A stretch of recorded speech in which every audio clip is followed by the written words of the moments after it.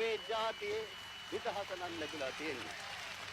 අපේ තත්ත්වයේ බොහොම අපේ ආසාවට වැඩිය අඩුයි.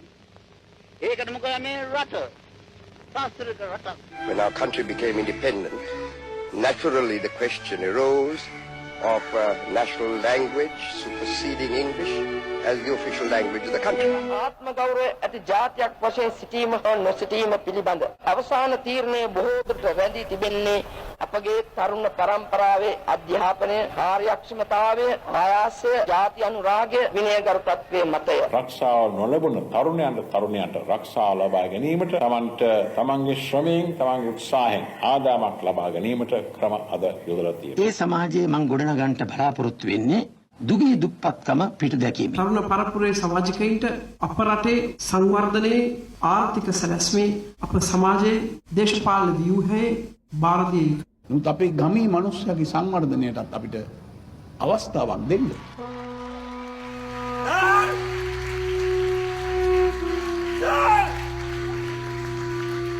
මං කියන එක අහපන් බුදු සර්.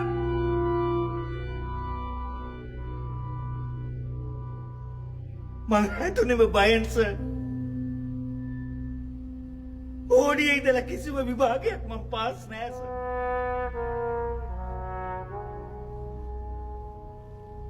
අනිත් උන්ට උන්ගේ පිටුවල අකුරු පේනකොට මට පෙනුනේ පිටු පුරා කුරුමිනිය මැස්ස ඉකිල්ලෙනවා සර්. මං කලුයි සර්. කොටයි.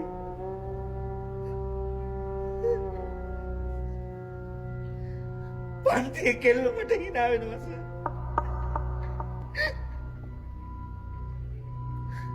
අපේ පන්තියේ සර් පොසත් පවුල්වල වස කොල්ලෝ මට වතුර බෝතල් දෙනවා සර් පුරෝගෙන ඉන්න.